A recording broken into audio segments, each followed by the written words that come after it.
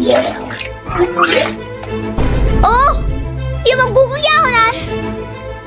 Sir, Banku class में खुद की उल्टी कर रहा है। अच्छा चल जल्दी। बंकू क्या हुआ तुझे? सर वो मुझे। बंकू तू चुप रह, तेरे मुंह से खून आ रहा है। चल इसको हॉस्पिटल ले चलते हैं, चल जल्दी।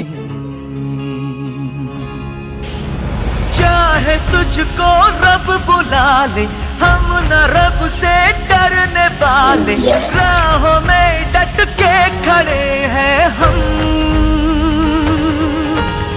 यारों से नजरें चुरा ले, चाहे 1 मिनट सर, मुझे कहाँ ले जा रहे हो? अरे देखो हॉस्पिटल ले जा रहे हैं, तेरे मुंह से खून आ रहा था ना। अरे सर, वो तो मैं विमल खा रहा था। विमल? वो भी स्कूल में?